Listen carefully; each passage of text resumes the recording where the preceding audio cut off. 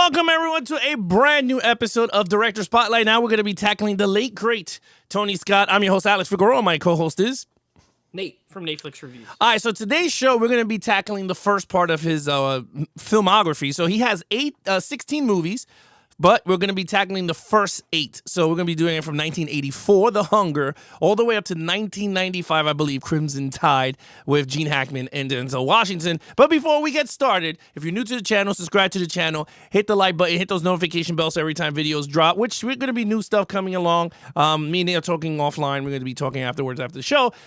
You guys will be notified. But again, if you guys are down with us, you guys watch the movies. Let's just get into something quick. Because me and Nate was talking about this. It's not homework, but we're trying to get a lot of people. Yeah, it's homework. All right, fine, it's homework. Come on. We want the community to get at least involved in watching these movies to understand why they do what they do behind the camera. So, again, I guess it's not mandatory, but it's mandatory. It's mandatory to me. Listen, Yeah. I'll be the look. Alex is usually the one that's like mean, and I'm the nice one. Now we're gonna flip. Alex being nice. Listen, we give you the director spotlight. We do these once every 5 weeks is supposed, the average. But we tell you weeks in advance. That way, when we come here to do it, you guys can rank in the chat along with us, right? Because we rank them. We want your take. So. Yeah, you know what? Movie homework. When we got a director spotlight, I want all of you guys. We give you the director in advance, way in advance, like 4 or 5 weeks in advance. And we can watch them. You can watch them. Because as much as I love helping people discover, which, if someone's coming new to the channel and is not familiar with Tony Scott or, not familiar with what we do, great. Then this is a place where they can hear about some movies but as much in depth as we go, I like it better when you guys in the chat have seen all the movies. Jose, I'm talking to you every week. Every time we do a director spotlight, Jose says, haven't seen it. Watch it. Stop watching SpongeBob and start watching these movies. All jokes aside, it's not mandatory. I was just joking. But I would love it. Me and Alex would love it if when we review these, you guys have a point of view on it. So we like to give ours, but one thing about our channel that I love is our chat. I think that you guys are the best, the best chat. Whenever if I ever go watch other people's streams, no chat is better than our chat. So I do like getting your feedback. You guys know I read the chat in the show every week. I like to read your scores, your grades, your reviews. So please, if you didn't watch all these movies, that's okay. But we got Tony Scott, Filmography, next in 4 weeks, I think is the next one. He's got 8 more movies. Go watch his 8 most recent. That way, when we come back, we can talk about it. Like, you guys will talk with us, and we're not just talking at you, if that makes sense. Yeah, like professors.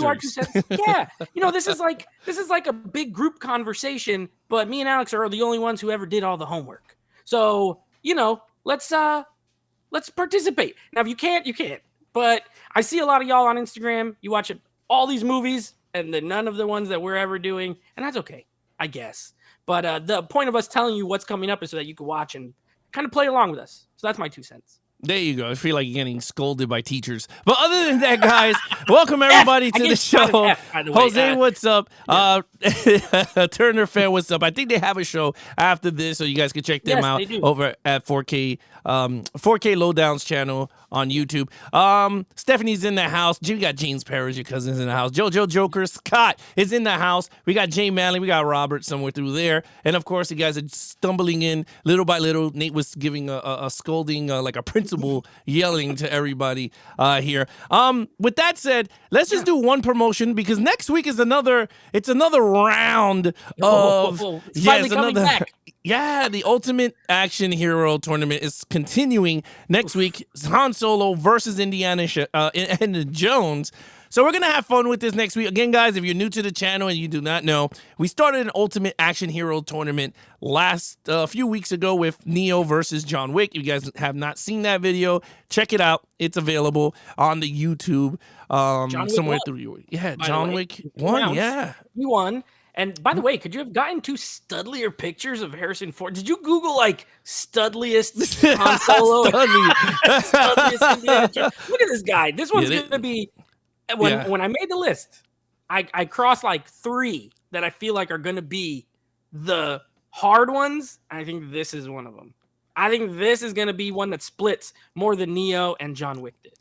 I think so too, but I can't wait to put this stuff together because I have some ideas jumbling. It's not going to be like a video that you saw John Wick with versus Neo. It started to get harder with these characters, and there's not a lot of characters that I could put stories behind it, but we have some ideas that we're going to have fun with. But you're going to get a trailer, though. But you don't know what is going to happen. But with that said, let's get right into this director spotlight because there's a lot of stuff we want to talk about.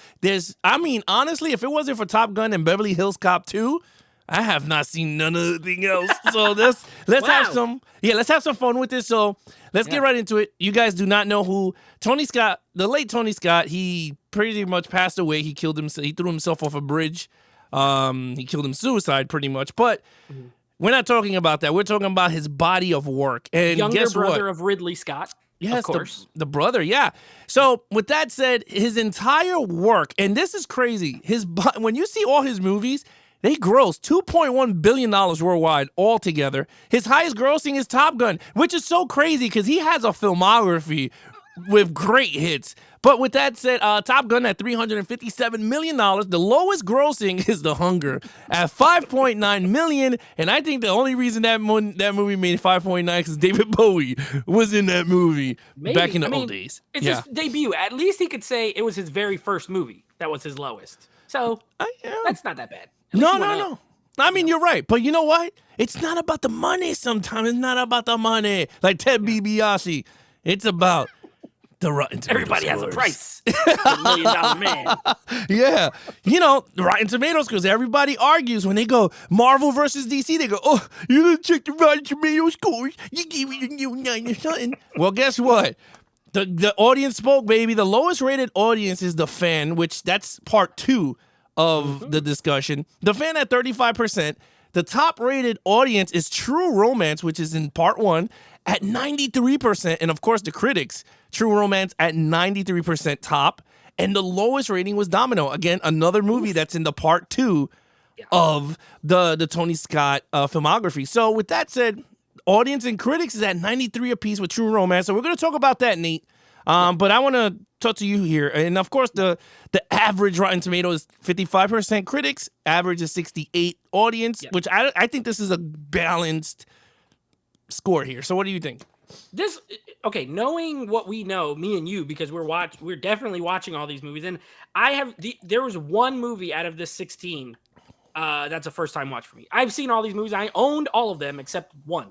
So, I'm familiar with Tony Scott. I'm a fan.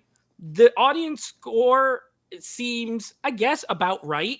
The critic score also seems right in the sense of Tony Scott. We've done James Cameron. We've done, Catherine Bigelow, James Wan. But we've done people, David Fincher, Christopher Nolan. Michael Mann, and we've done like these best director Oscar nominees. That's not Tony Scott. Tony Scott makes popcorn movies. He makes action. Almost all his whole filmography, minus maybe 2, is like action films. So it's not surprising that the average critics is a 55 because he's not out here making, these highbrow dramas or anything like that. He's not. And so this reflects that to me. Yeah, no, you're right. I think, it's funny. I think when the mom gave birth to Ridley and the other one, Tony and Ridley Scott, I think Ridley went with the drama and Tony went straight action. It is okay because, awards. Let's talk about awards because Ridley is, he's decorated, this guy got 8 Academy Award nominations, 1 Academy Award wins, and 0 Best Director. But it doesn't matter because this dude is all about the action. And by the action way, it movies, should be said, all those 8, it's for like sound design and like, I bet, it's stuff like that. Yeah. No, which is okay. But you know what? Like, I can't wait to talk about this because this, like I said, 6 out of the 8 movies, I saw 2 out of the 6. I didn't see, this is the first time watches for me. And let me tell you, it's going to be good discussion. So, Right? all right. Yeah, no, it's going to be really good because, anyway, let's just have some fun because I'm dying to get into this talking. I hope you guys out there watch some stuff here or watch some of his filmography because we're going to kick it off here. All right. Rev said, everybody better have watched all of the movies like me. If you didn't watch all 8, you're getting wrenched and banned. Do it, All Rev. right. Let's have some fun. You know how we always do it here on the Geeks and Flicks. We're going to show you guys the first. So there's 8 movies in this part 1. I'm going to give you the 1984 to 1990 4 movies. Me and Nate going to talk about them little by little, give you a little review here and there between me and Nate. Then I'm going to show the next one and then repeat the process, and then we'll rank. So with that said, enjoy 1984 to 1990, Tony Scott. She has begun to feel the awful horror of the hunger. John Blaylock, the hunger has given him everlasting life. Until now, pray for him.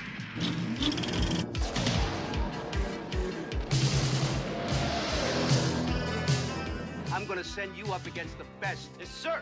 You 2 characters are going to Top Gun. Keep the floor! Now! Go! Axel Foley is back. Who is he? I'd say he's a cop. Kevin Costner is a man who loves his freedom. I'm going on a vacation, man. I'm not going to work for anybody, all right? It's good to see you. Anthony Quinn is a man who loves his power. All right, so there you have it. Those are the 4 movies. All right, 8. We broke it down. A little 1984 to 1990. Now, for those of you out there going, wait, Tony Scott did these great hits? Well, Tony Scott did, baby, because I was kind of shocked, too, when I found out some of these hits. But let's have fun. Let's start it off with the first one of them all, Vampire Flick. A little dabble into some horror here with the 1984 hit, I guess at the time, The Hunger. All right. 5.9 million, baby. Let's do this. All right, Nate, what did you think of David Bowie's Susan Sarandon, The Hunger? All right, so but just so you guys know at the end we rank all the movies. We're going to do all the rankings on the second one. So this one, we're just going to give you like reviews and talk about, right? And we'll give you a score, right? But we won't rank. But I'm going to give you a spoiler alert right now. This is my least favorite Tony Scott. Like, this will be 16. I guarantee you, I promise you it will be 16. Now, does that mean it's bad? No, I didn't say that. I just said I like all the other ones more. The Hunger's a weird movie, to be honest with you. You know, Tony Scott, like some other directors, came from like music videos first. And this movie is like a long music video to me. Like, it looks like a music video. Have you ever seen like an 80s, like, I don't know, Depeche Mode or, you know, The Cure or something like that? Like a music video. Like, it kind of looks like an 80s, like a rock group music video, not like hair metal, but yeah, it looks very music video. It's like it's a long music video. I mean, David Bowie's in it. It's a vampire movie, but like, it's not a like straightforward vampire movie, if that makes sense. It's not like guys in coffins coming out, biting your neck, you know. Yeah. It's not like Dracula. So it's kind of weird. Susan Sarandon's in it. She's pretty hot. I think who's the lady? Catherine Deneuve, I think, is like she's like a French actress. She's in there. And yeah, it's not my favorite. I don't love it. I think aesthetically it is cool. I think you could see he had a good eye. You know what I mean? As far as directing is concerned. But that's about it. I'm not crazy about this movie. For me, 5 out of 10. Okay. I'm gonna be straight honest. This was a piece of shit.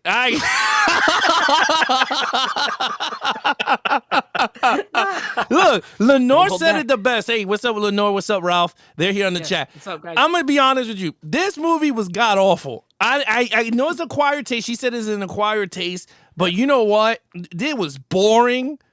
Half the time I did not know what the hell was going on. You had David Bowie going into a hospital looking mad young, and within an hour he's in the waiting room turning into an 80-year-old. Like, I don't know what the fuck was going on throughout the movie. He ate a young girl with a camera. Then all of a sudden the lady came home and then she threw him and it was like a weird ass Twilight Zone episode or Tales from the Crypt episode that they just threw out Like, this script was so horrible, they just went, we don't want this freaking shit no more. But this movie, you're right. They had some parts that was decent and cool. Susan Sarandon was good. I mean, she was good. David Bowie, I always said David Bowie was a good actor. I don't know why. I always liked him as an actor. But this movie was not good. I mean, I know some people like it, but I can't. I agree with you. This is my number. This is number 8 and 16 on our list. That's my number 8 on this current list. Yeah, yes. it's number 8 for sure. But even my wife was like, "This shit is not good." It's just that it just took forever. Like, what doctor leaves a patient in the waiting room the whole day for 1,000 years? For 1,000 years, like 1,000 years. Yeah, so I just was not feeling this movie at all. I'm gonna be This honest. is how I describe this movie. If you're doing what we're doing and you want to watch all of Tony Scott's films, you should watch it. Yes. And if you do, if you are a big fan of horror, I see a lot of horror people liking it. I love horror, but this one's not my cup horror. of tea. It's This is art. not It's horror. more like art house horror, like modern day art house horror, and that doesn't always work for me. So I don't love it, but it looks cool. I think it looks nice. That's why I get most of my points. It's like a very seductive, artsy-fartsy vampire movie from the 80s. You know what I mean? Like, it's very like that. But it wasn't my cup of. Like, this movie I did not buy. This one I straight rented it. When I read the thing and watched the trailer, I was like, I am not buying this shit. Like, I was like, this is not my cup of tea. Everything else I did buy, but this was not on my list of digitals. But anyway, let's go on to the next movie because Did you give now it a this score? is. Oh, I'm sorry. I gave this a 2 out of a 5. This is a decent. It was decent. Like, so the way me and Nate scores our movies, whether it's action movie guys or even here live, 1 is okay, 2 is decent, 3 is good, great, and then perfect. So I gave it a 2 out of a 5. I thought it was a decent film, but it was still And I score out of 10. Sorry, guys. 5 out of 10. It's a 2.5 on Alex's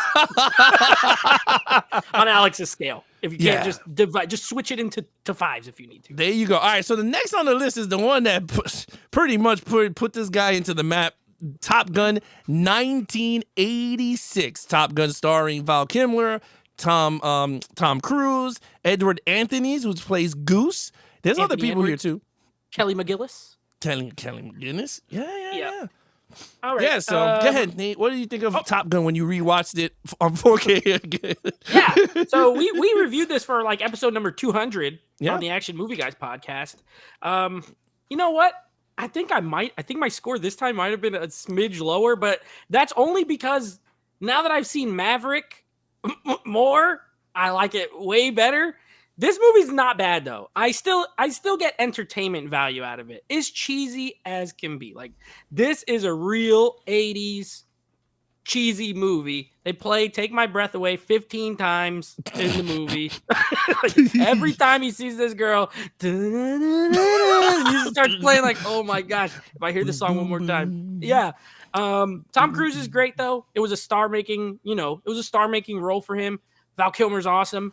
The aerial scenes are great. Like, Tony Scott to go from The Hunger to this being his next movie, it's pretty crazy to see the drastic difference.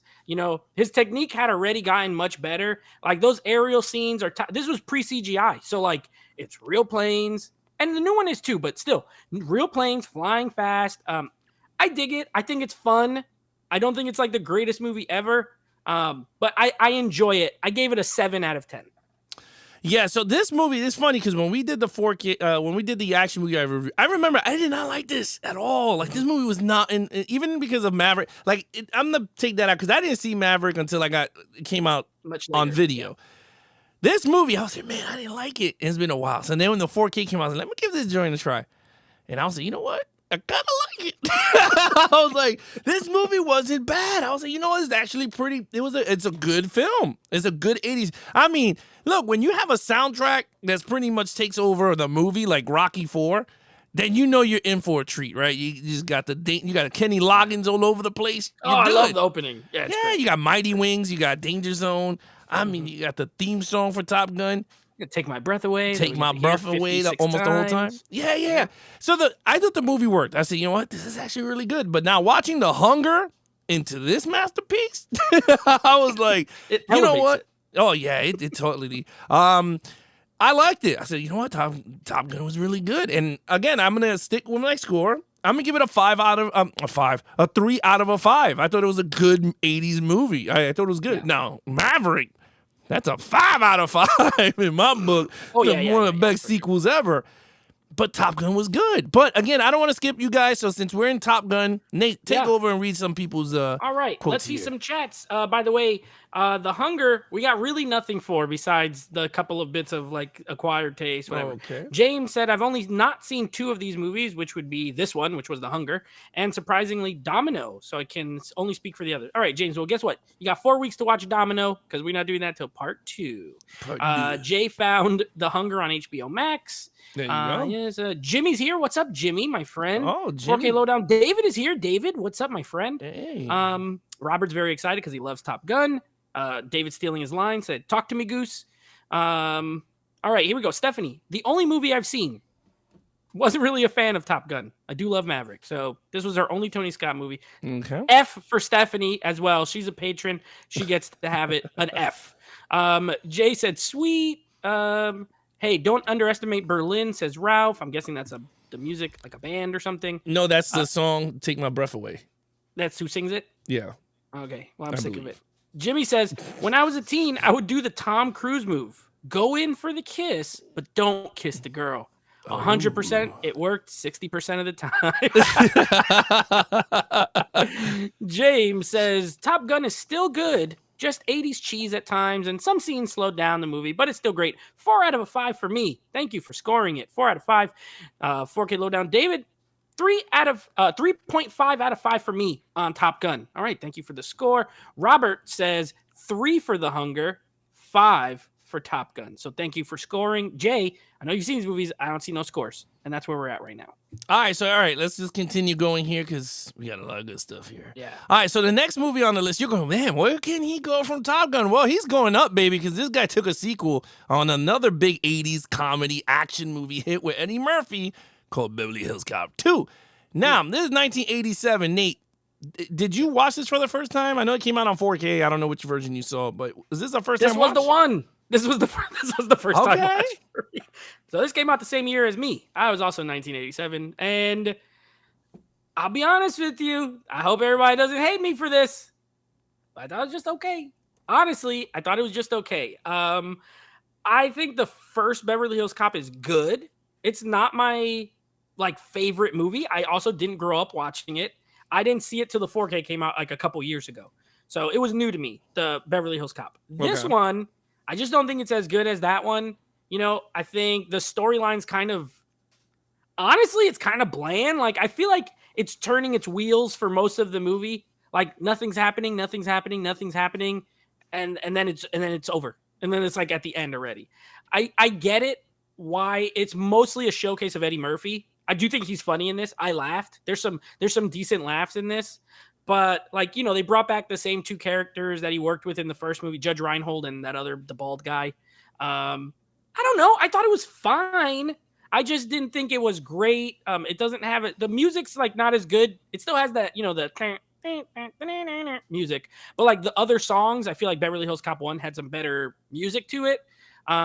I do like the scene with the house when he comes in, he steals that house where he's living. Yeah. He's telling the construction workers he wanted a round house. I was literally cracking up laughing. That was funny, but overall, I don't think it's as good as the first Beverly Hills Cop. I've never seen 3. I've heard it's horrible, and I just thought this was okay, so I almost don't want to watch 3. I'll just say I've seen the first 2. I give this one a 6 out of 10 or a 3 out of 5 on your scale. All right, yeah, that's not bad. All right, so when it comes to this one, I think this one is way better than part 1. I like this one a lot. This was my favorite one even growing up. I love part 2. I think, it has Bob Seger in the beginning. Shake down, break down, take down. So, they have good songs, but again, hey, look, it's a... If you like the first one, you like the first one. It's no nitpick in terms of this one. It depends on which way you want to go. But I like the Alphabet Gang. I thought Bridget Nielsen was actually pretty cool as the villain. The tall chick. She was big. Because I like when Eddie Murphy goes there and he goes, man, that tall bitch. He goes, that tall blonde bitch. I thought that was funny. And then I love when he's when he goes, you get me 2,000 credit cards. I want 2,000 credit cards. He goes, I'll be right back. 2,000 credit cards. And when he comes back, he goes, wait a minute, I know you. He goes, you're a guy. pig. Yeah. You're a cop. And it was the same guy from the part 1 with the cigarettes. I thought that was hilarious. Yeah, I thought that was pretty fun. I mean, I agree with you. It's a generic storyline for an action film of the 80s. But I thought it worked very well. I thought as a sequel, I thought it was a solid sequel. I don't think it was like the best sequel ever.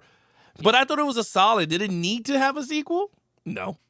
But, I mean, that you could say for 3. 3 is god-awful. With Wally World or Wally Land, whatever the hell it was, that it was in an amusement park, that was horrible. And he told George Lucas to get off the ride and jumped on his seat.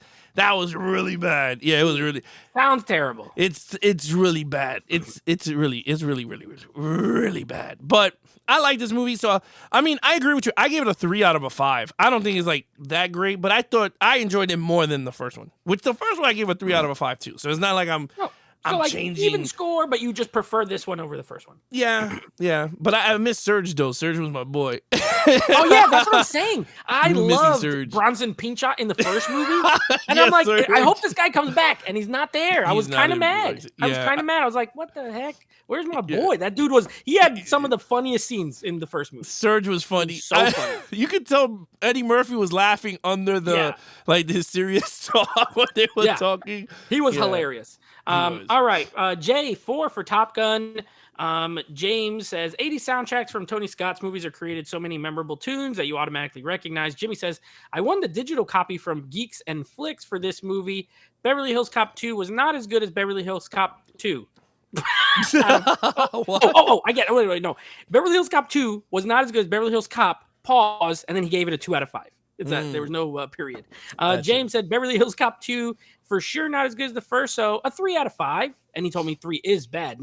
David says it was a pretty good sequel. 3 out of 5. Everybody's in the same boat here. 3 out of 5, except Robert, of course. 4 for Beverly Hills Cop 2, so he's going 4 out of 5. Jay says, I want your sex, George Michael. Hey, relax, Jay. Come on now. Who the heck? What are you talking about? Jimmy says, Geeks and Flicks, not Flips. LOL. Geeks and Flips is a channel for gymnasts who are also geeks. Geeks and Flips. There you go. All right, here we go. Now, this movie, let me just tell you, I had to do a little dirt here on this movie because I was like, what was I watching here? Because I was like, was this Top Gun? Or was it not? But this movie stars Kevin Costner as a fighter. I mean, it looked like Top Gun because it was the same shots as it. They just removed Tom Cruise from the cockpit and threw some Kevin Costner. Yeah, in the beginning. But he's a pilot, right? And then he has a friend that's a drug cartel that he wants to go hang out. And then he bangs his woman, and then you already know what happens. So now, I did some research on this film. Yeah. Quentin Tarantino loves this movie because he thinks it's Top Gun. He should have been a sequel to Top Gun. That's what he says. And you know what? When I watch it, I was like, it does kind of make sense. It does fit that mold of Top Gun Part 2.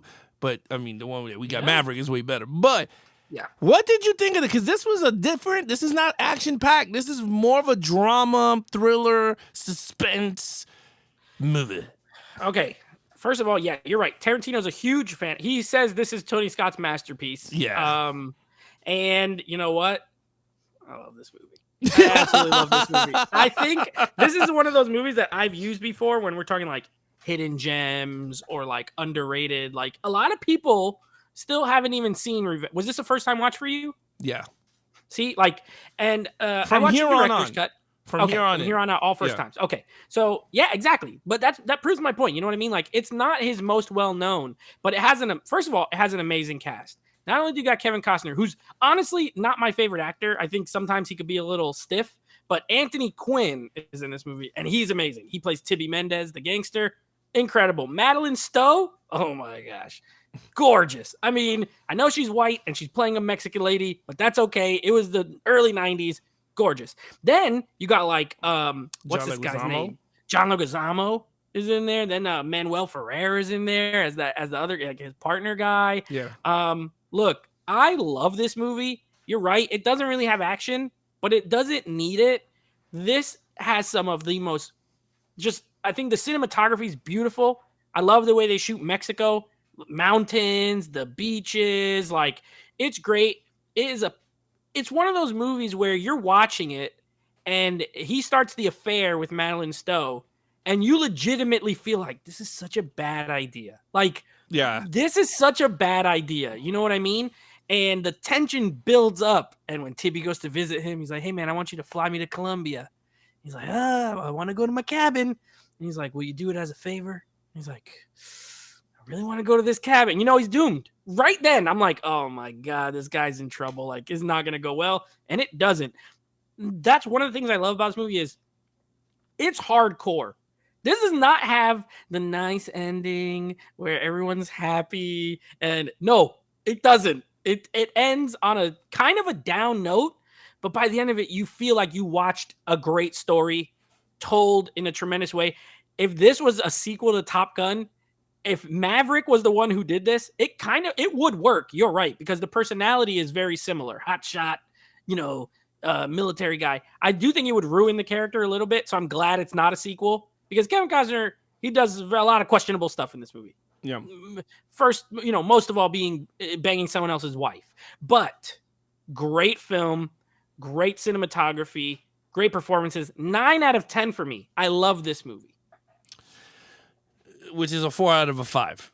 People. 4.5 out of a 5. 4.5. Yeah. I'm gonna be honest with you. I dig this movie. I digged it. I was watching it. Me and my wife, I was like, man, this shit is pretty good. Like, it had no action. And I was like, wow. You know, it reminded me of, and you're going to laugh, but it reminded me of an English soap opera. Like the Spanish soap opera, but English. An English language novella? Yes, like a novella, but English version. That's because Stephanie's it felt like it. jam. Yeah, that's Stephanie. She likes all that stuff. But She'll love this movie. oh, it's up her alley. Yeah. No animals get killed, so don't worry, Steph. That's not true. That dog gets blasted with a shotgun. It does. She's not going to want to watch it. When the dude shows up, he shoots the dog, and the dog goes like fly. Like they show it go flying across the room. It was incredible. Yeah. No, but this movie's great. Like I said, very drawn. You're right. It has a lot of suspense parts. I mean, when he gets his ass beat, and I loved it because I was like, man, that's what you get for messing with a dude's cartel, like a cartel's wife, which I think it made the movie fun. And then when you found out what he did to her, I was like, this is where it gets good. And I liked it. I thought it was great. I gave it a 4 out of a 5 too. I thought this was a great movie. Now, it's pretty funny because you slot this right after Beverly Hills Cop 2, which was a successful movie, which is kind of weird, right? So I thought that was pretty good. Look, this is 1990. And man, this was so far. This movie's the joint. I mean, if you haven't seen Revenge and you want a nice, like, it's more of a thriller than it's not an action movie. But you want to see some good acting. You want to get mad. Like, you'll be mad. Yeah. But like in the right way. And also it's tough because, okay, tell me, Alex, honestly. Tibby Mendez is a horrible guy because he's a criminal. People get killed. He has people killed. He's into drugs, all that stuff. But aren't you kind of on his side when he's doing a lot of this stuff to them? 100%. You know, it's like this dude who's supposed to be your friend. You gave him all this money. You're taking him out. You invite him to your home. He bangs your wife. And then what are you supposed to do? So like they beat the crap. And then Madeline Stowe, I think her performance is underrated in this because even though I can't say like she deserved everything she got, but you could see the rage of why that happened. But I felt more bad for her than for Kevin Costner. Like, no, Kevin Costner, I was like, I would have killed him. I would have killed him. Like there ain't no way he would.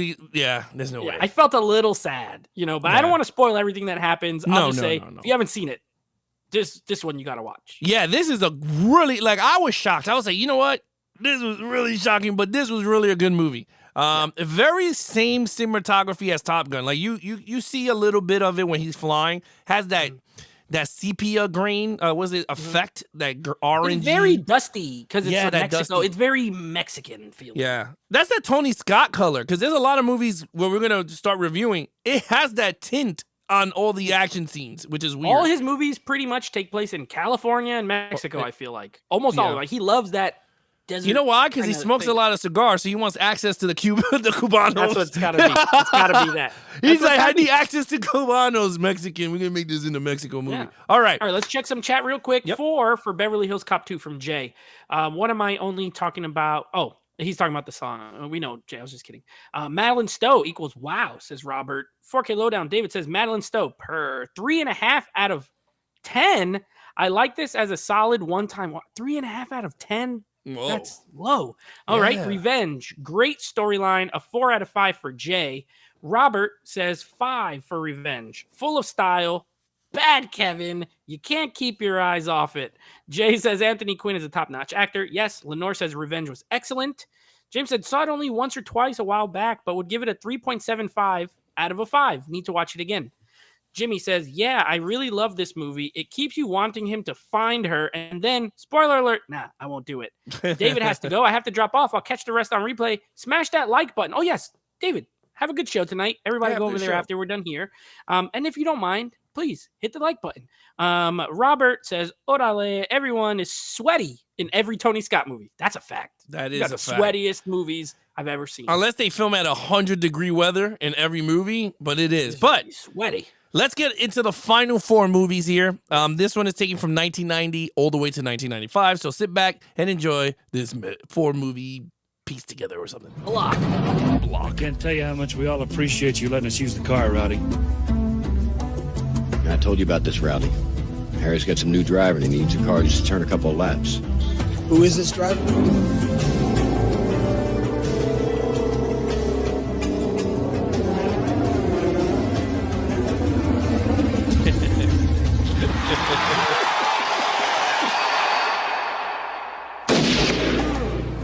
This ain't no game, Flash.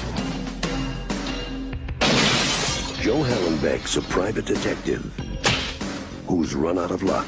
If you touch me again, I'll kill you. 2 for 2. Told you. Find out who this wing of a prayer artist is and take him off at the neck. Are 60 cops, 40 agents. He's a wild man, this kid Clarence. I like him. 30 mobsters. I haven't killed anybody since 1984.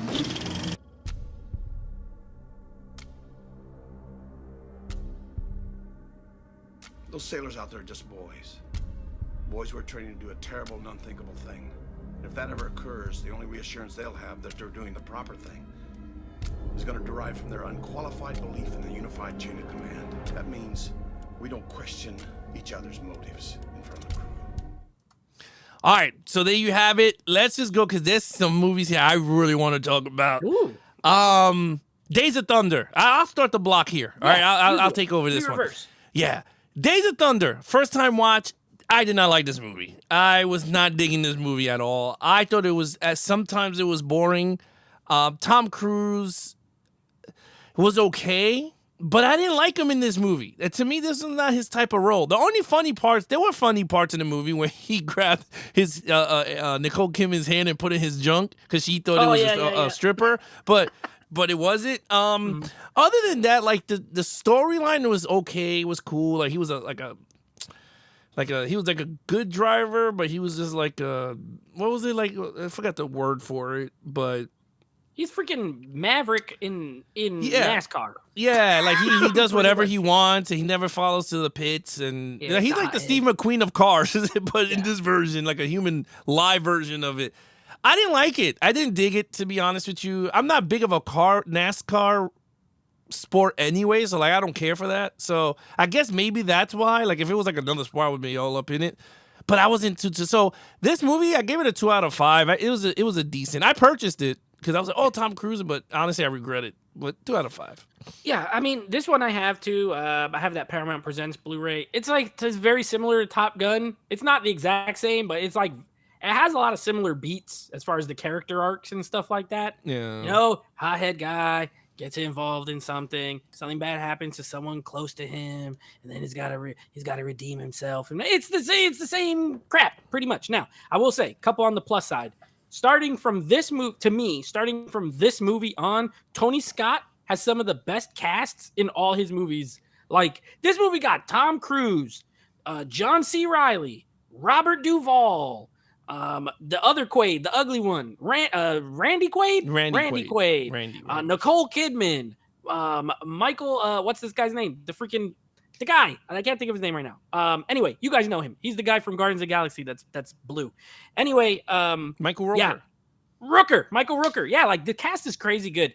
That being said, I think it's an entertaining movie. I agree with you. I don't think it's like the best Tony Scott movie. Tony Scott's got a crazy filmography. It feels like every other movie he does is better, if that makes sense. Like first movie, second movie, better. Third movie, fourth movie, better. Fifth movie, and then we'll get to the sixth. But Days of Thunder is okay for me. I have an okay time with it. Also, early collaboration. He did, I think, 3 or 4. Hans Zimmer, early 90s Hans Zimmer score in this movie. Yeah. The music's pretty good. I like it. I like the driving scenes. I agree with you. I'm not a NASCAR fan, but the driving scenes are extremely well shot. It is. And it is. I like them. I give this one a 6 out of 10. I think it's fine. I mean, it's entertaining enough, but it's not one that I like constantly want to rewatch or anything. I don't think I could put this movie though. Like I couldn't. I'm like I couldn't get into it. Like even it's very. You're right. It's very Top Gun because he's trying to. I mean, him and Nicole Kidman gets together, and I'm like, Jesus, really? Like, he was like, let's go on a date. And Goose, in the first one, in Top Gun, Goose dies, but in this one, Michael Rooker gets like permanently damaged from the crash. So then he got to do it for him. He should have said, "Talk to me, Rook," instead of "Talk to me, Goose." But he doesn't. Talk to me, Rook. Talk to me, Rowdy. His name is Rowdy in the movie. Rowdy Burns. Yeah, it would have been. And also, Carrie L is in this from Princess Bride. He's a replacement driver. Like crazy good cast, but I see where you're coming from. Trust me, it's not the best. Yeah. All right. Let's see what they say here. Days of Thunder, James. Days of Thunder is the reason why car rental companies make you get insurance. Oh yeah, that scene is kind of funny when they rent the cars and race. Robert says 3.5 for Days of Thunder. Jimmy says, "LOL, Steve McQueen." Jay, I will take Talladega Nights over Days of Thunder. I couldn't stop thinking of Talladega Nights when I saw this movie, by the way.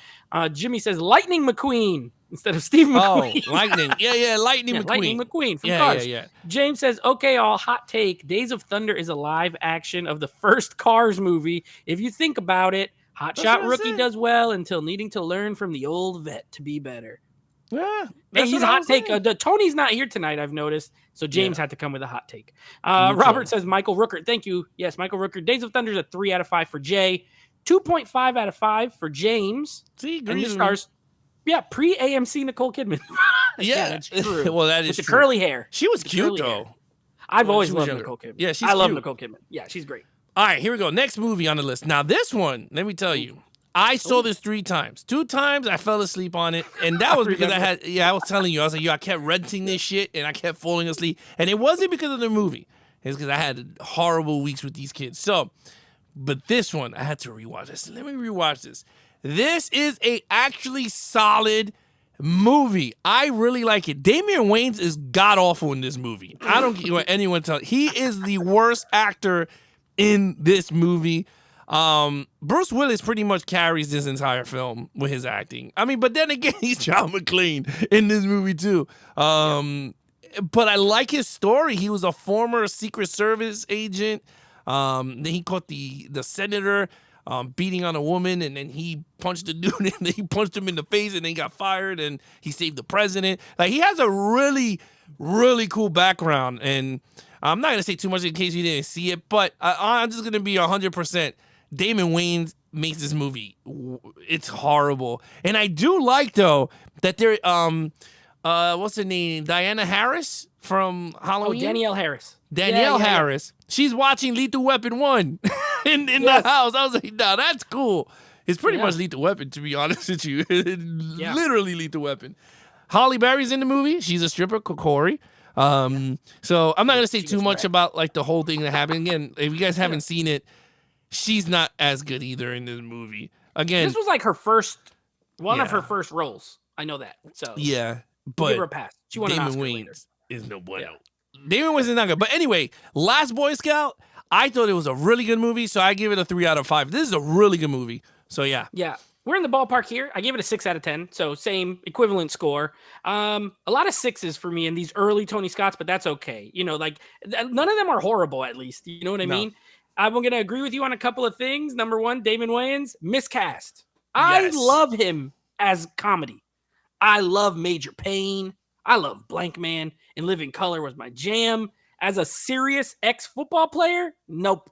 He's Not that good. You're right. Danielle Harris is like 12 years old in this movie, and she's way better than Damon Wayans is. And all she does is curse at her dad and stuff like that. Bruce Willis, I love me some Bruce Willis. He's always, in this one, he's like dialed down a little bit. You know what I mean? Like, because he's like, so he was a Secret Service agent who's now like a disgraced Secret Service agent or whatever, right? Even though he was honorable and he did the right thing, that's why it's called the last boy. He's the last Boy Scout of the title. The storyline here is a little convoluted. Like it involves the politicians. And the funny thing is, though, watching this now in 2023, it's about sports gambling, which is like a more recent thing. So it's kind of ahead. Legalizing by the way, it? I think it was legalizing. It was about sports. legalizing sports. Yeah, exactly. Billy Blanks was that football, the Ty Ball guy.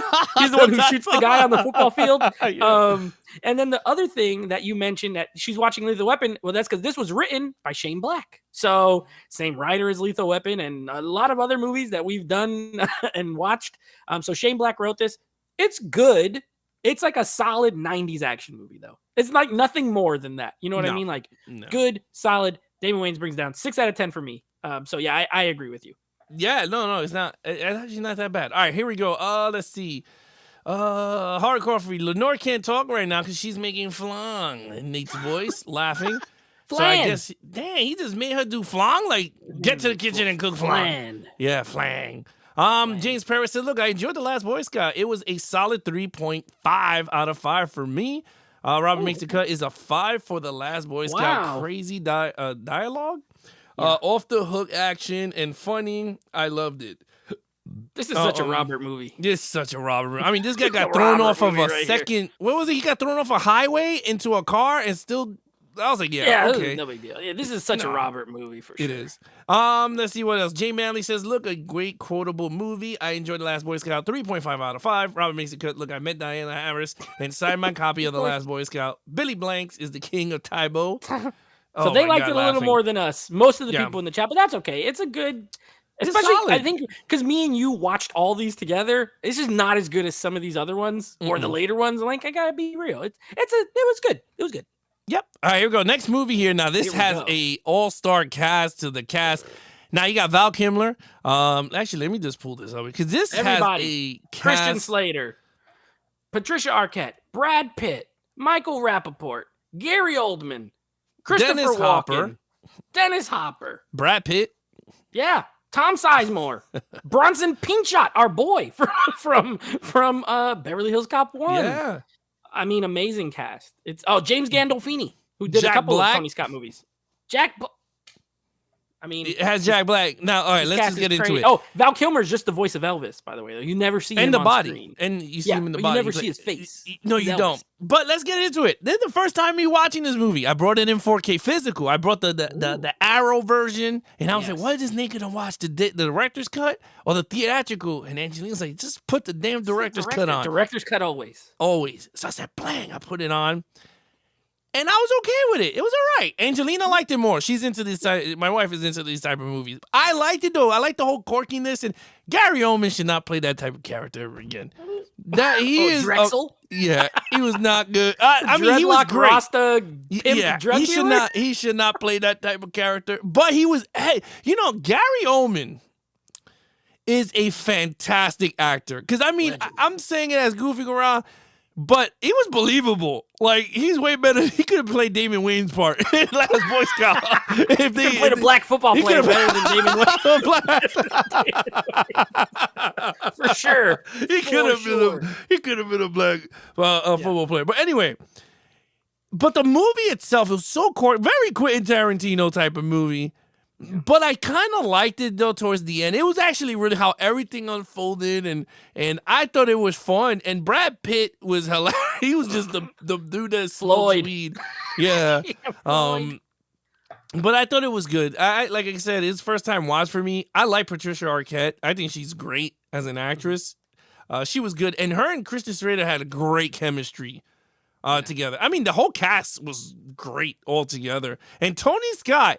So we watched so far these movies, and you could see the quality and direction of where this going, and it is good. It is so good. Because, like, if you see it, like, the very 80s, right? Top Gun, Beverly Hills Cop. I think that's the last one on the 80s, because then it hits 90s block.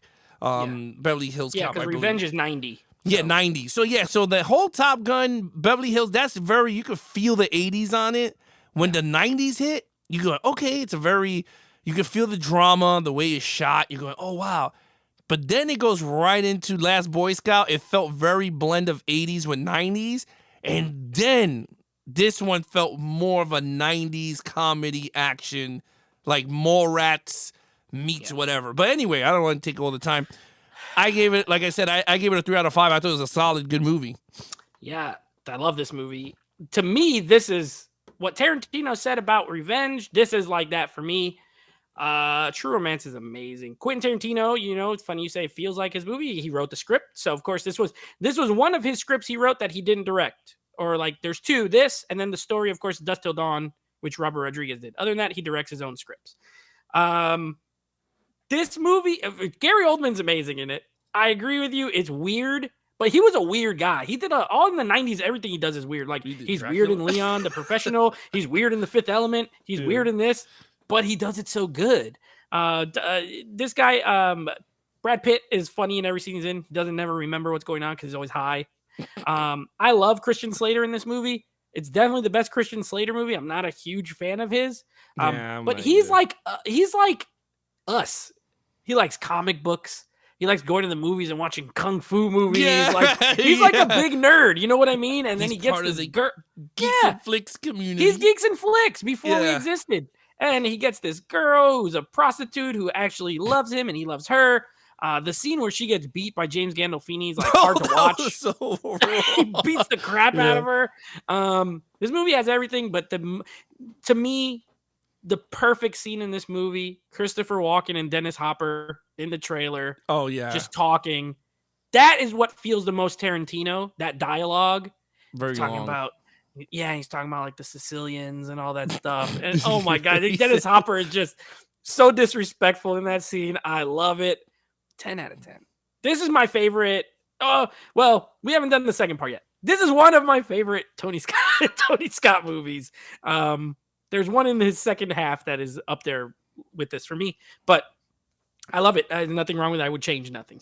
No, I mean, again, I thought the music was great. Like, it was a very stars align type of movie. Like, this movie was stars, like Dust Till Dawn. That was another movie that stars aligned with Quentin Tarantino dishing off his script to somebody that it's not, not what he envisioned. Not himself. But yeah. And you know what else, too? This one feels like that movie that had a late life. Like, I don't think when it came out, because if you remember, it had good reviews on Rotten Tomatoes, but box office wise, it wasn't near the top. I think it found its life later. Like, people started getting it on VHS and were like, hey, have you ever seen True? Like, I hadn't even heard of this movie until I was in my mid-20s, and I bought a DVD of it, and I was like, what is this? And I was like, I love this movie. So I think people discovered it later. Like, when it came out, it wasn't that popular. Was it Cruel Intentions had that same type of feel too? Like later, like people were renting. There's a lot of those movies. Yeah, there's a lot of those 90s movies where it's like when they came out, they kind of bombed or didn't do great. And then in hindsight, people like love them. You know what I mean? And the Scott brothers, I feel like have like Tony, even Ridley. I mean, like Blade Runner, that was like a bomb when it came out. And now it's like revered. Oh, that's a great True Romance. Yeah. And I'm not putting this on that level, but it has the same kind of thing where it's like it came out, no one cared. And now everyone seems to love it. You know what I mean? No, I totally agree. Now, look, this next movie, I'm going to tell you right now, Crimson Tide. Let me. This was the first time watch, you said too, right? Yeah. It was a first time watch. Why isn't that switching? Sorry. I hit the wrong button here. All right, Crimson Tide. Crimson Tide. Let me tell you something. This movie is shot like none of the 7 movies that we watched. This he should have got Best Director. This movie should have went up for a lot of awards. I love this movie. Like, you know how you talk about True Romance? Yeah. This is my movie. Like, out of all his the whole movies that we just all saw, this is my movie. And I like movies like this. I mean, it has not much action because it's submarine, so you can't do shit underwater besides shoot torpedoes at each other. but it wasn't about that. It had that tension between Denzel and Gene Hackman. And you know what? It's one of the greatest. I don't know if you agree, but it's one of the greatest performances I've seen on screen, bro. I was there social because I didn't know if this shit was gonna be. I don't know if this shit was happening, bro. Like, ask my wife. I stood up when the message came up. I got up, bro. I was like, oh my god, was he right? I was like, was he right? Like, this movie had the dude. I felt the tension, and I was like, you know what? That is what movies about. Like, you feel like you're immersed into the movie. And you know what? This had a great cast too. You had a lot of good actors here, young and whatever. But anyway, the storyline was amazing. Gene Hackman, and this is when the Denzel train with Tony Scott. They had a perfect rolling here. Yeah, they had a perfect relationship between these two, director and actor. But I loved it. I thought this was, oh my God, dude, I was into it. This is a 5 out of 5 for me, bro. This is a good ass movie. What did you think of Crimson Tide? So again, we got another Tony Scott. Hans Zimmer did the score for this one, and the music out of all the movies that Hans Zimmer did the score for, the music in this fits the movie like a glove. Like it's a glove. It's perfect. Listen, I've always said this, and I've been in the minority with some people I talk to, but I also think that not everybody has seen this movie. Okay, when people talk about submarine movies and they're like Hunt for Red October, I say Crimson Tide is better. I think Crimson Tide is my favorite submarine like movie. You know what I mean? Number one, you're right. The cast, not only do you got Denzel and Gene Hackman, we're talking, this is heavyweight boxing, right? This is Ali Frazier. This is Mike Tyson and Evander Holyfield before he bit his ear off. This is, this is two of the best ever in a movie together. And then who do we got in like the supporting cast? You got a young Steve Zahn. You got some Viggo Mortensen in there, some James Gandolfini. Yeah. Even Ryan Phillippe comes up in a role where he has like 2 lines, but he's in this movie. Rocky Correll. You know what's funny? We got to be said. Tony Scott makes movies. Honestly, he makes movies for guys. There's like no women in this movie. I don't think there's a single woman in like the whole movie. But anyway, I agree with you. The tension in this, and it's like, bro, when he gets the message, Gene Hackman's like, we got to blow up the nuclear facilities. We're going to do it. And Denzel's like, whoa, brother, this message was not complete. And he's like, I don't care. We got to follow the orders. And the funny, this is the reason why this movie works so good. Because you as the audience, they force you to pick a side. Yes. And they don't tell you who is right and who is wrong until the end. And even at the end, the freaking guy's like, you were both right and you were both wrong. So it's like, well, damn, I don't know. Now, I will say Gene Hackman owns in this movie. I love Denzel. He's my favorite actor of all time.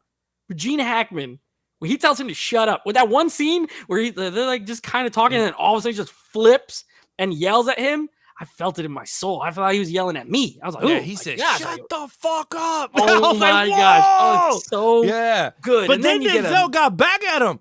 Yes. He was, he's right so there. good. They're trading blows. Don't get me wrong. They did. Oh, yes.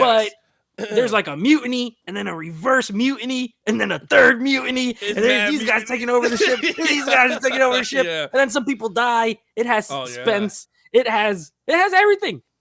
I love this movie. And for me, guess what it gets? A 10 out of 10. There's another one. I think Tony Scott, for me, spoiler alert, 3 movies, at least from my memory, that I think are perfect. And this is one of them. I love this movie. I think it's fantastic. Performance, everything about it. I could watch this movie and it's not action, but it's action because it's so much stuff going on all the time that it's like an action movie. And I don't know why he didn't get nominated. Honestly, this movie has Oscar-winning actors in it. It has great cinematography. It seems like his attempt at making like a real, that kind of movie, and he didn't get it. And then after that, he's like, forget it. I'm just going to go straight popcorn. Because this movie is like kind of a cut above a lot of his other stuff. I agree with you on that. I'm right now looking to see what movies won. Oh, Robert Zemeckis won for Forrest Gump. So he was not going to win. I can't get mad at that, but he should have been nominated. Honestly, like this, you watch this and there's nothing in it that makes you think this is not like Oscar caliber in any way. You know what I mean? It's not, but I feel like it should have been up there because it's, again, now when you said Red Hunt for Red October, two different type of movies. Because this one, that was Jack Ryan before everyone fell in love with the Harrison Ford version of the character. But I felt like with that one, it didn't have that. I think it was. I'm not gonna say it's trying to make this because I don't know which one came out first. That but, one did.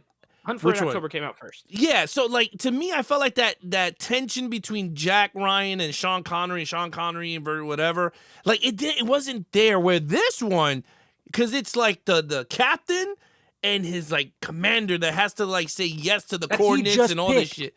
Yeah, he just hired him. He hired him. Yeah. He's like, man, you're crimping my style here. And the only reason I think they get compared, well, obviously they're both mid-90s submarine movies, and they both have kind of red in the title, right? Because this one's Crimson and that one's Red October. So it's there, but I agree with you. We love this movie. All right, really quick, in the chat, 5+, this is Robert, 5+ for True Romance. Tarantino screenplay, badass action, and a stacked cast. Jay says, oh man, a great crime love story. 5 out of 5. The title says it all for True Romance. Robert says he loves Sonny Chiba. Yeah, he goes to the Sonny Chiba movies. James says going to give it a 4 out of 5 from my memory on True Romance. Robert says, I get sweaty just talking about Crimson Tide. It gets a 5+++. 2 powerhouse actors locking horns. Wow. Jay says 2 top-notch actors, Gene Hackman and Denzel Washington. Great movie, 5 out of 5. James says Crimson Tide, the music is so good. Hans is awesome. 5 out of 5 for Crimson Tide. And this is the better submarine movie, Nate. He agrees. And then Robert, one of the best scores from Hans Zimmer. Yeah, the movie. His music goes to this movie like perfect. Yeah, I mean, I do agree. It is the best submarine movie. I mean, this movie I got it digitally and it looked fantastic. And in 4K, it must look amazing in 4K whenever they do it. But this is Disney, so who knows? It's like Hollywood Pictures or something. We're never going to get it. All right, here we go. Let's get into our rankings here, ladies and gentlemen. All right, so we're going to rank our version. Me and Nate might have a different take here, which I don't know. But I kind of figure I know which one is 1 and 2 for Nate. But let's just start it off here. Look, so I'm going to put it up so you guys can see. I'm not cheating or nothing. We have the same scores here on the side, so I'm going to blank it out. On the sides here, so you could I gotta figure out an easier way, which is what, number 5, Days of Thunder. Boop. All right, so that one's done, so let me just clear out my side. But yeah, like I was very stunned so far. He has a great filmography from like the beginning on up. A weak start. Like, Christopher Nolan had like one of the good ones that I think with The Following, I believe it was called. Memento. Memento. Amazing. Yeah, like it was just a first 2 punch, I think, Christopher Nolan. But yeah, no, I thought it was good. So let's just start it off here with the bat. Was neat stuff here. Yeah, I think you could just go ahead and put both of us for number 8, The Hunger. It's got. That's what I was gonna do. I was just gonna start it off here. Start it off with an even slate here. Yeah. Accurate. All right. So go ahead, Nate. You started off. What's your number 7? My number 7 is Beverly Hills Cop 2. I don't think it's bad. Again, I don't think it's a bad movie. I just liked all the other ones better than this one, but it was fine. All right, let's see. Mine's boop. Oh, yeah, definitely. I'm going with this one. Days of Thunder, number 7. I wasn't too fan of this, and again, I'm not into race cars. So for me, I thought the other ones were better movies to me that I would watch more. But all right, what is your number 6? My number 6 is going to be Days of Thunder. Like, it's fine. I can watch it, but I don't reach for it very much. It's what it is. It's fine. All right. Let's see. My number 6. See, now this is where it starts to get freaking hard.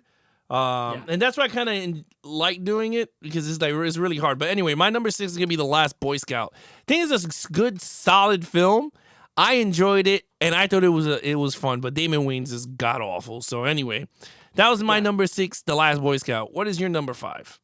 My number 5 is The Last Boy Scout. We just kind of the move, we're close. We're close. I just know you like Beverly Hills Cop better than me, but yeah, we're in the same range here. Like in the middle goes these movies: Days of Thunder, Last Boy Scout. Like Last Boy Scout was fun, but another one that like I wouldn't be clamoring to watch again anytime soon. Well, you just said it because my number 5 is Beverly Hills Cop 2. I like this one. I like it a lot. I mean, I don't see it a lot, but I do prefer it over the first one. All right, you're number 4. Here we go. So obviously we have the bottom 4 is the same. Our top 4 will be the same. Now, what order? I don't know, but my number 4 is going to be Top Gun. I think Top Gun is good. I think it's better than these. Again, 7 out of 10 for me. It's better than everything underneath it, but it's nowhere near the 3 above it for me. Yeah, let's see. What's my last one? I know it's going to be blasphemy to a lot of people, but it's okay. This is your list. My number 4 is going to be True Romance. Again, I thought it was a solid movie. I thought it was good, but I'm not as crazy with these type of storylines. Yeah, it's not my style of films, but I enjoyed it for what it was, and I was happy I brought it 4K because it sounds amazing. The whatever transfer they did on it sounds great, and the 4K transfer looks amazing on it also. So anyway, what is your number 3? My number 3. Oh, this was hard. So I just went based how I scored them, but really almost love all of these almost equal. My number 3 is going to be Revenge. I mean, a great movie, but I gave it a 9 out of 10 and I gave the other 2 a 10. So it's got to be number 3. All right, let's see mine. Boop.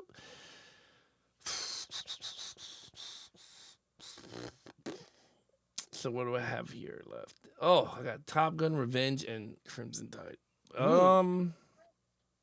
You know what? I know what your number 1 and 2 is. So this is what I'm gonna do. You can say I'm wrong. This is how I know Nate. Okay, this is what I'm gonna prove that me and you worked together for a long time. I'm gonna put your number 1 and 2. Okay. And you guess my number 1. Okay.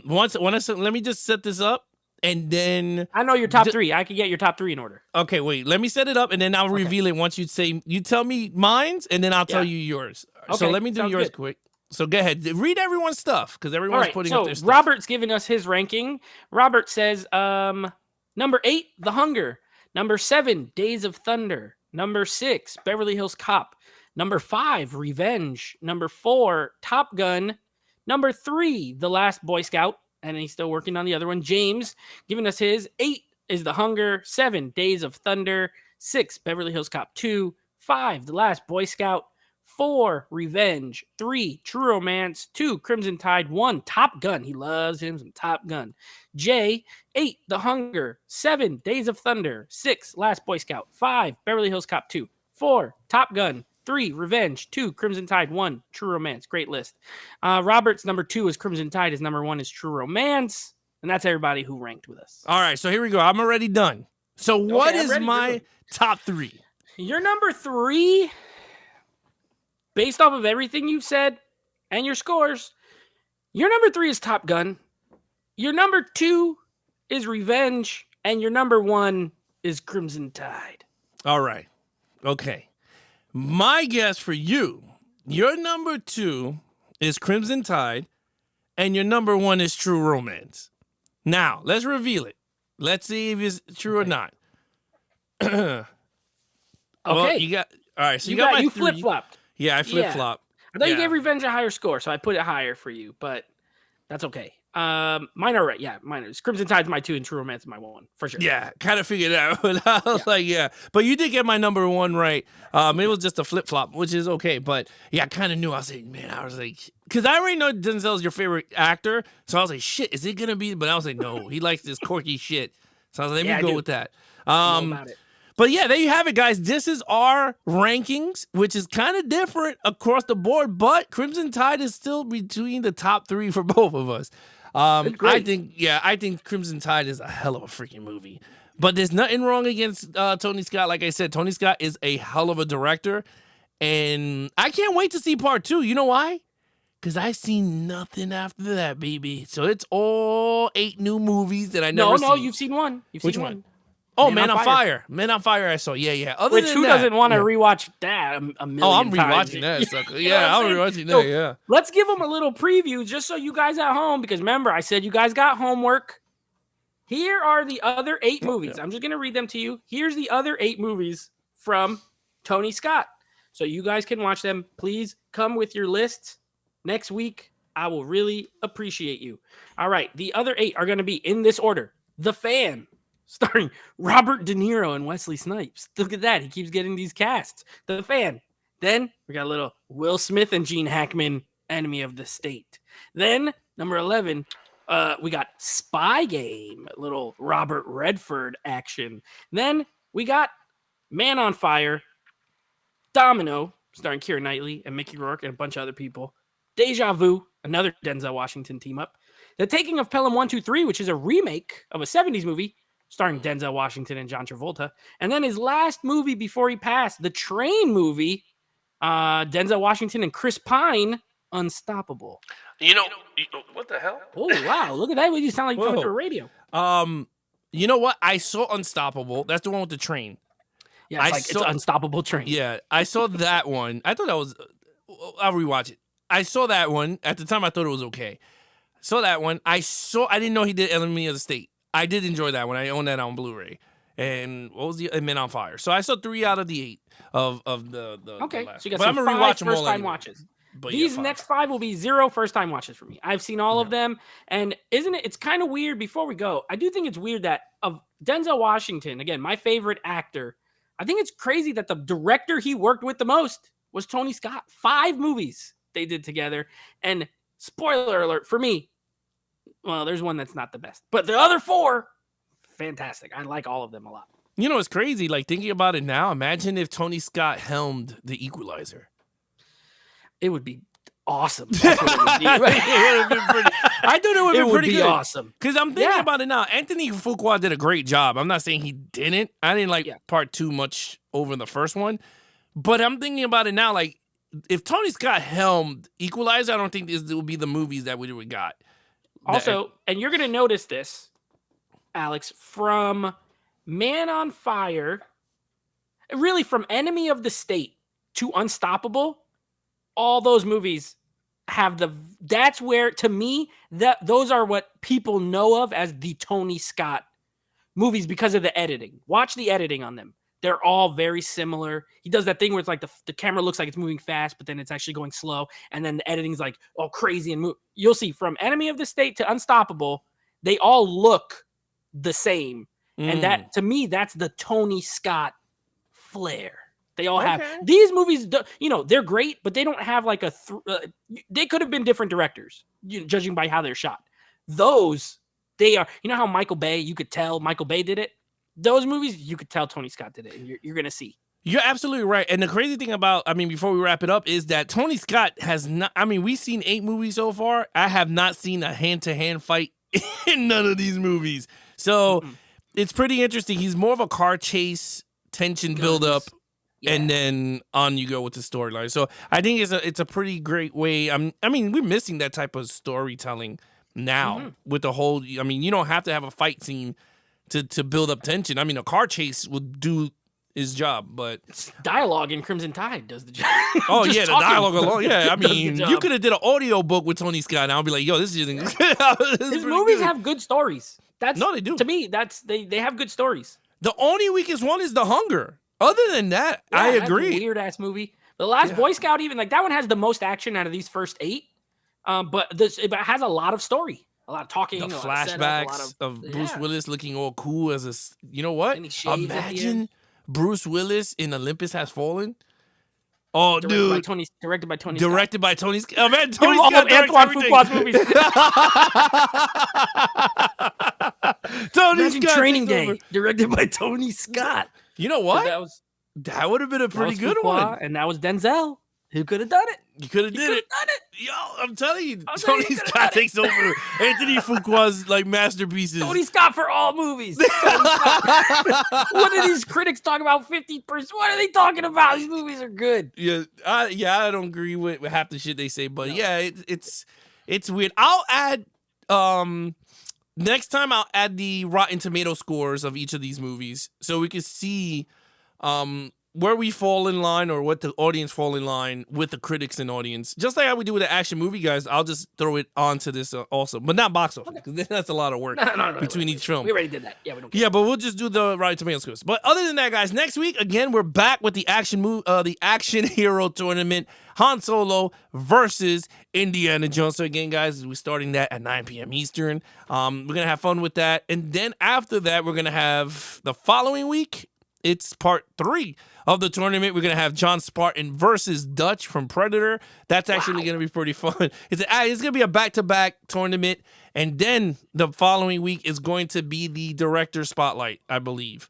Yeah, I think so. And then it's redo. Yeah, then is the redo of 310 to Yuma, which is actually going to be pretty fun, I believe. Yeah. But other than that, guys, look, thank you so much. It was great. Everyone that's still with us this long.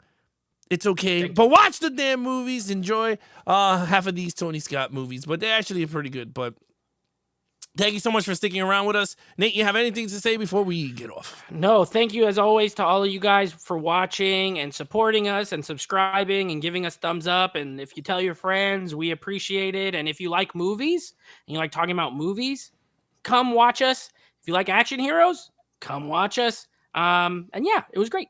There you have it, guys. Be awesome to each other and geek out.